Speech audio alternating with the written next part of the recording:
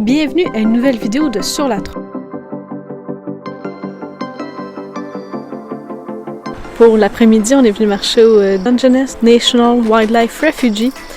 Puis c'est super beau, on a l'île de Vancouver en face de nous, puis on marche sur on va marcher en fait sur une petite péninsule en plein milieu du détroit. Il y a plus de 20 000 oiseaux qui passent leur hiver ici. Au printemps, il y en a 25 000 environ qui s'arrêtent avant de repartir vers le nord. Puis les oiseaux qui s'arrêtent ici durant le printemps, fait qu'on va peut-être en avoir, mais peut-être pas. Ils s'arrêtent entre 2 à 3 semaines, puis ils se nourrissent le temps que la marée est basse. Puis ensuite, ils vont aller continuer leur traversée de migration.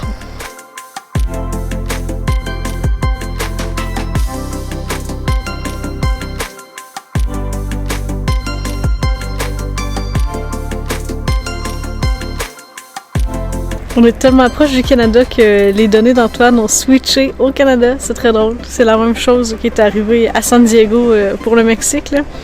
Puis ici aussi, il y a... Ben, c'est pas un sentier, là, mais si tu marches tout le long de la promenade, ça va prendre 5,5 000 se rendre à un fort. C'est vraiment très loin, honnêtement, là, c'est quand même long, là. On fera pas ça, puis on le voit d'ici.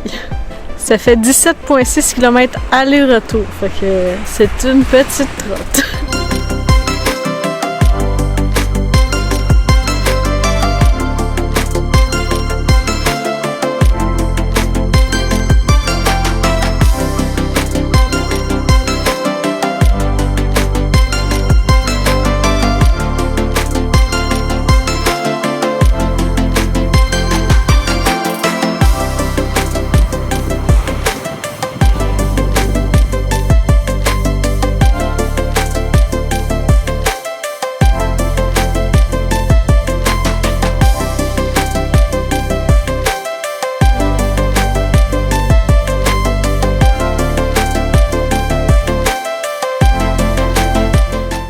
On est sorti de Port Angeles, puis pas dans le sens on savait pas quoi faire, mais plus dans le sens, si on va à Seattle, il y a littéralement pas d'endroit à dormir, puis on est vraiment pas à l'aise de dormir dans la rue, dans une si grosse ville, puis bref, en tout cas, on s'est arrêté ici pensant qu'on allait dormir.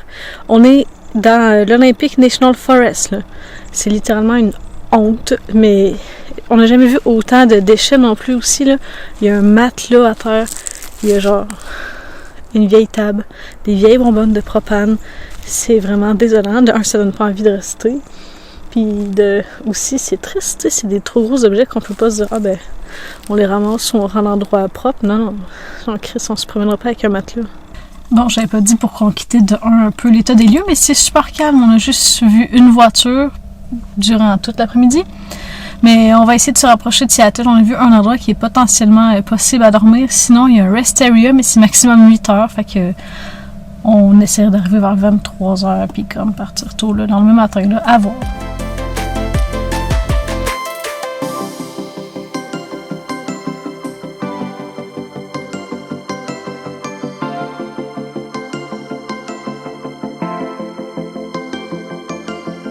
Hier soir, on s'était laissé dans un coin calme, dans la forêt nationale. C'était super. Mais ça s'est vraiment envenimé une fois qu'on a pris la route pour aller vers la ville. On est allé manger au Del Taco, la seule fois du voyage. On vient de goûter à la genre de petite pizza, là. Ben, c'est bon, c'est comme un taco, mais juste en rond. Fait que ça se mange mal. Est-ce que c'est mieux qu'un taco normal plié? Pas nécessairement. Les nachos, très fromageux, c'est vraiment bon. Puis la frite, 10 sur 10. Là, des frites comme ça, garnies comme au In-N-Out par exemple, ou ben, l'Animal Style. Moi, je trouve ça excellent. Puis la viande est vraiment bonne. Est-ce que si c'est 30, c'est justifiable pour un petit paquet comme ça? Vraiment pas. Très bon, aucunement déçu. Qu'est-ce qu'on préfère, Taco Bell ou Del Taco? Je sais pas, les deux sont différents. Puis ensuite, on s'était dit qu'on allait aller voir au Cabela's. Parce que semble-t-il qu'il y a souvent des VR qui dorment là et tout et tout. On est rentré dans la boutique. Honnêtement, c'est gigantesque, c'est immense. Genre, la tulipe, c'est beau parce qu'il y a un orignal. Mais là, t'avais la faune complète, c'est fou. Puis t'avais, pour relier les deux sections du magasin, tu passais dans un genre de tunnel d'aquarium. Mais il était pas au plafond, mais juste ses côtés, là. Puis avec des vrais poissons. Bref, genre, juste, pour moi, c'était un attrait à faire. Au moins, rentrer dans un Cabela's, là. Bref, on pouvait pas dormir là, pas de problème. On va à la halte routière, genre de Seattle, il y en a juste d'un côté de l'autoroute, là. Il y en a pas c'est quasiment la seule de l'État, de la région de Seattle. Il y a des parkings, c'est du 15 minutes, du 1 heure ou du 8 heures. On arrive, c'est plein. Puis les haltes routières, c'est tout le temps les one-way. Fait que là, on a dû comme sortir. Puis bref, étant donné que c'est one-way, on a dû reprendre l'autoroute, ressortir, puis rembarquer. On a refait un tour. Aucune place de libre. Puis dans la section VR, c'est vraiment écrit « voiture interdite ». Mais étant donné qu'on rentre dans un parking de char et tout, ben on avait vraiment pas envie que la sécurité cogne puis dire « Hey, vous êtes comme un char, fait comme partez ». On est allé voir au Home Depot, il y avait des gens qui avaient dormi là, semble-t-il, mais il n'y avait personne, on dort pas là. Le Walmart en face, no overnight parking, on va pas là. Fait qu'on s'est résigné à dormir dans la rue. On était sur le bord de l'eau, là, dans le matin, la vue était belle, 2 minutes, juste le temps qu'on l'a vu avant de partir. Mais il y avait d'autres vannes, c'est correct, mais dormir un vendredi soir dans la rue, sur un boulevard qui c'est supposé être 40, mais que les gens roulent à plus de 60, c'est vraiment bruyant. Est-ce qu'on a bien dormi? Pas vraiment, mais écoute, on a eu une place quand même, là, mais bref, on est stationné au centre-ville de Seattle, puis là, on s'en va marcher puis découvrir la ville. Seattle est une ville vivante et incroyable à visiter. Nous avons eu un coup de cœur pour cette ville. La surprenante Post Alley est recouverte d'une bonne partie par des gommes à mâcher. Le rendu est très coloré et est original. C'est dans les années 1990 que les gens ont commencé à déposer leurs gommes sur les murs. En 2015, la ville a tout décollé et nettoyé. Mais la tradition s'est poursuivie.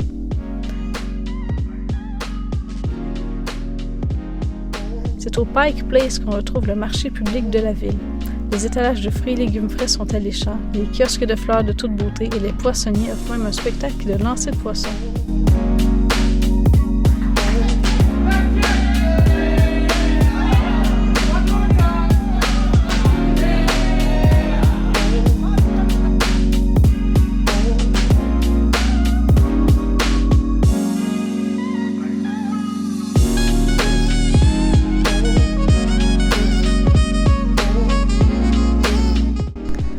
Dans le marché, on retrouve aussi le Golden Age Collectibles, qui est le plus vieux comic book shop au monde. Et on retrouve le premier Starbucks qui a ouvert le 30 mars 1971. Au Seattle Center se trouve le Mopop, un musée de culture populaire. Au début, on était un peu hésitant à s'y rendre pour le prix d'entrée quand même un peu onéreux. Par contre, on a vraiment vécu une belle expérience. Si vous avez un petit côté geek, honnêtement, c'est vraiment l'endroit de rêve pour vous. Chaque exposition est très bien décorée, c'est vraiment quand même immersif. Il y avait une section dédiée aux films d'horreur. Étant une grande fan, j'ai complètement adoré. On y voit la hache qui a servi dans les films de Shining, on voit des costumes de films. Il y a aussi une exposition sur les films de science-fiction, les films fantastiques, Nirvana, Jimi Hendrix. On y voit aussi l'histoire du hip-hop à travers la photographie. On a aussi une exposition sur les jeux vidéo indépendants et plusieurs autres. Ça a été vraiment une très belle expérience. On vous le conseille vraiment.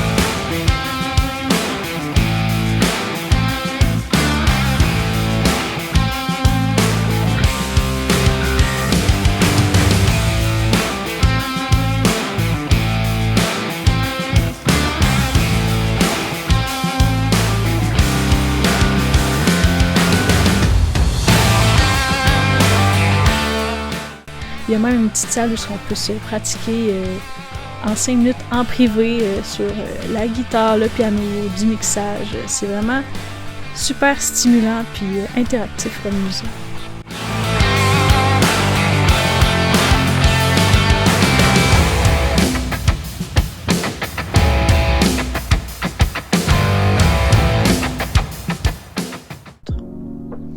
Malgré la pluie, nous sommes retournés marcher dans la ville de Seattle.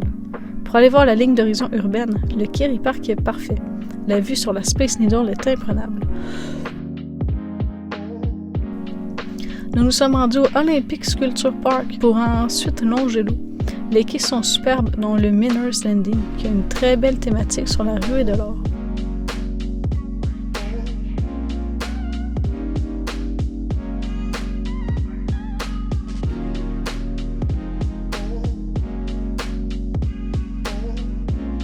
Le Ye Olde Curiosity Shop sur le quai 54 est une boutique ouverte depuis 1899 et qui collectionne des objets inusités, momies, de l'or fait avec des plumes, de minuscules sculptures et plus encore.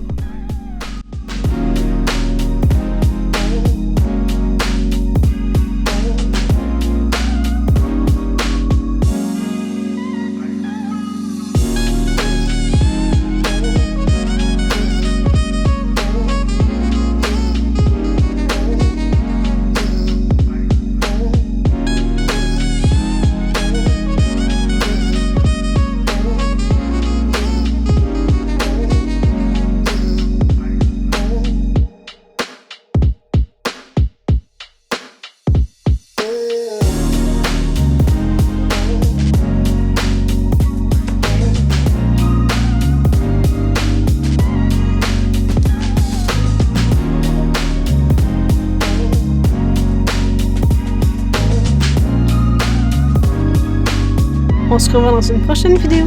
À bientôt!